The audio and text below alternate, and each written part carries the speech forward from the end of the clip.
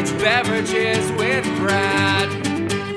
Welcome to Beverages with Brad, everybody. A very special Apocalypse edition with my good friend, the best and only politician I know, Councilman of Cranston, Ed Brady, owner of the Thirsty Beaver, which you can now order booze to go, which I never thought was a possibility. It's certainly not going to get us to a profit point or anywhere near that, but it's going to help us keep the lights on, pay our mortgages, pay the few employees that we still have remaining. We laid off over 100 employees. Certainly a time that I never foresee was going to happen.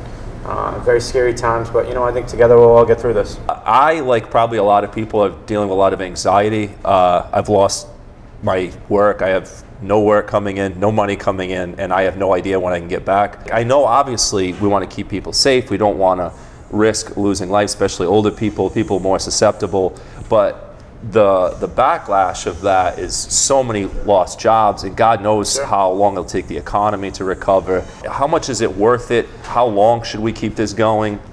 Those are great questions, and I think that's what questions that higher end leadership is struggling with on a daily basis. And I will say, I think the Department of Health has done a tremendous job throughout the country of putting a plan of action together, and I think inevitably, in my opinion, a 30-day quarantine is coming here in the state of Rhode Island. I can't tell you that definitively because I don't know. You mean like LA's doing? Like LA's doing, and New York. I've heard that Denmark is only quarantining people of a certain age bracket and people with health underlying conditions. What do you think about that approach to it? It's impossible to keep people accountable. We did a voluntary quarantine here in the city of Cranston for the Cranston West kid that unfortunately got, coronavirus, and we asked all the students, we closed the school, and we asked all the students to, listen to our direction, and next thing you know, 15, 20, 25 of them are at the mall, and next thing you know, they're going home to their parents and to their grandparents. But when we couldn't even regulate a small impact group of just Cranston High School West of listening to our direction and self-quarantine for 14 days, how do you expect the world and the country to follow direction and listen? So basically the problem is that we're morons as a species. One of the positives, I think, from this isolation and these quarantines and being at home as much as, I'm connecting with my parents like I haven't in a long time. I'm connecting with my wife, or my wife-to-be, like I'm calling my brother, I'm playing board games with friends, we're kind of getting creative where, I actually wrote a letter yesterday.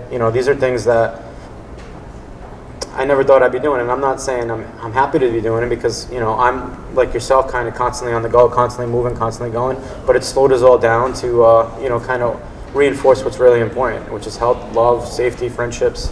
I would encourage people being positive because this is a long road ahead. Do you think that's dragging it out more that right away we didn't jump into a national quarantine? Well, in fairness, I don't know if we understood it. Yeah, what happens if you're in LA and you, I don't know, fucking walk a mile up the road? Do you get arrested? It's funny. When that actually specifically happened, I was on the phone. They're like, "Yo, they just quarantined us 8 minutes ago. It's coming to you next," from a buddy of mine that lives out there. And I said, "What are they doing?" He said, "Cops are literally driving around and basically arresting people if they don't go home." I was literally just at the mini mart getting a drink. That's like something out of The Purge. That's scary shit. It certainly is scary, but it's necessary. Take the monetary sacrifices on a small, short-term scale. Learn from this epidemic, and I think by the end of the summer, life will be back, or at least start to be back to normal. I get nervous about the idea of the government having that kind of control, where we're like, hey, look, everybody just let the government do its thing, because historically that's been super dangerous. Sure. You know what I mean? Like, how are we a free country is if you go outside and you walk down the street, you're getting arrested. There's things that the general public just doesn't know. We have experts that are educating themselves on these specific epidemics. People like my mother literally have lived their entire life working in disease control for this moment. It's impossible not to listen to these experts and these doctors and advise by them. I think even almost like you're saying it's worth the risk. You put your faith in the system because what else are we going to do? Is that your point?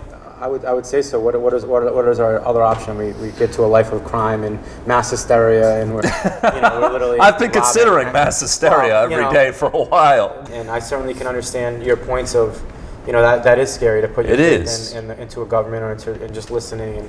And the morons in spring break in Florida aren't really helping the case. No, that was a funny video, but no, they're definitely. They're not helping anything. 8 cases from that party. Did you see that? And why can't we just quarantine the morons like that at spring break and just send them to an island somewhere and let them deal with it? Seems like the only thing that's gonna help and that the government can do is build more medical facilities come up with more ventilators, oxygen masks, etc. Are they doing that? Is that happening right now? Yeah, absolutely. I mean, naturally, we're on a little bit of a delay. You can only make these systems and make more products. And like, who's making it? Because we buy everything from China. So where the hell, like, Yeah. how are we going to come up with all this shit? On a federal level in the government, yes, they're promising rollouts of additional testing and testing facilities with our National Guard on a Rhode Island level within the next 7 to 10 days. Okay, that's good news. You have to be really mentally strong right now because a lot of people struggle with addiction and depression, and they have there's certain habits that people have to go through on a daily basis just to stay sober or stay strong, right? Yeah, me One day making at a time. videos like this is my coping mechanism. Yeah, there you go. If this Absolutely. doesn't work out, I'll try meth. Many people can't do those coping mechanisms as much as you joke about it. I fear that they could go back and there could be massive relapses and people. So, in my opinion is reach out to your friends, reach out to those people that you know might be struggling through this. Put out your hand and try to help them. Something great that's been happening at the restaurant is we've had people call in and pledge hundreds of dollars for families in need and would tell us who it is, and we'll make sure we deliver the food to them. That's and I'm awesome. seeing that replicate throughout the Rhode Island industry. So one positive that is happening is people are certainly reaching out, and it's in times of need that you'll never forget. Stay positive, have fun, love those around you, and make sure you keep watching Beverages with Brad. Hey, thanks for tuning in. Come to the Thirsty Beaver, order some booze to go and some chicken fingers, support your local businesses, and thank you. Take it easy.